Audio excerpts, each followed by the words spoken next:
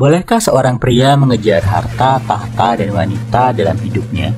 Bukankah harta, tahta, dan wanita ini dipercaya bisa menghancurkan hidup seorang pria? Apakah salah jika seorang cowok mengejar tiga hal ini?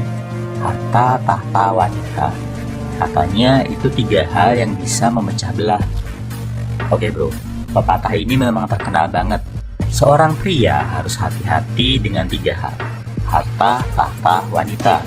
Karena ini bisa menyengsarakan hidupnya dan hidup orang lain.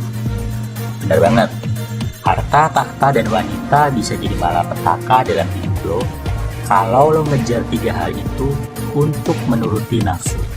Nafsu untuk punya banyak harta, nafsu untuk berkuasa, dan nafsu akan wanita.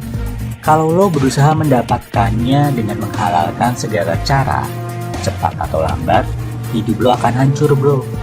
Lihat pejabat-pejabat tinggi yang hidupnya berakhir di penjara karena korupsi. Lihat raja-raja tiran yang diturunkan paksa oleh rakyatnya karena menggunakan tahtanya untuk kepentingan sendiri. Lihat juga orang-orang kaya yang hidupnya serasa di neraka karena istri-istri dan simpanan mereka yang nggak bisa diatur. Terus, apa artinya kita nggak boleh ngejar harta, tahta, dan wanita? Jawabannya, wajib lo kejar bro.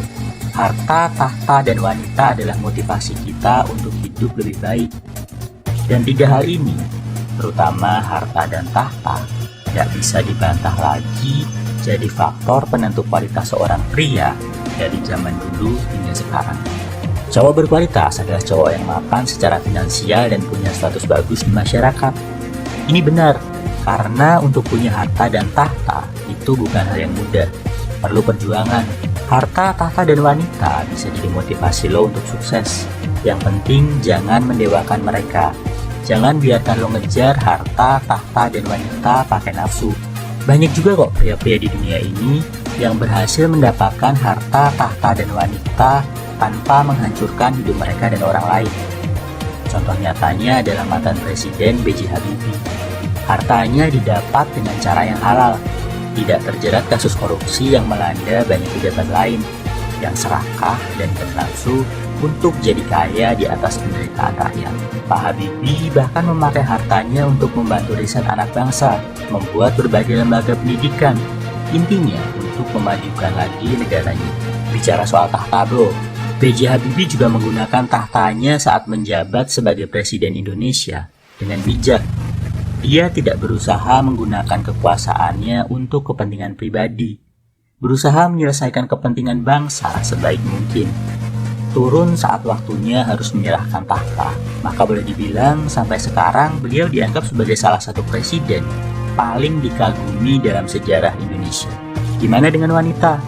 Coba bayangkan bro, kalau lo ada di posisi Pak Habibie, uang banyak, status tinggi, bisa dapetin cewek manapun di Indonesia. Tapi Pak Habibie memilih setia pada istrinya, Bu Ainun. Ketika menikahinya pun, beliau benar-benar melakukan pertimbangan masak-masak, memilih istri berdasarkan karakter, yang bisa mendukung Pak Habibie di masa-masa sulit, suka maupun duka. Kalau mempertimbangkan dengan benar, seorang wanita saja udah cukup untuk membuat hidup lo jadi lebih indah bro. Tapi kalau lo menuruti nafsu, ratusan wanita juga nggak akan cukup buat lo. Paham ya? B.J. Habibie adalah contoh nyata kalau nggak selamanya harta, tahta, dan wanita jadi kehancuran buat seorang pria. Sepanjang lo nggak ditaklukkan oleh nafsu, sepanjang lo mengejarnya dengan niatan yang baik, dengan mematuhi perintah-perintah Tuhan, harta, tahta, dan wanita adalah hal yang bisa membuat lo jadi pria yang lebih baik. Semangat!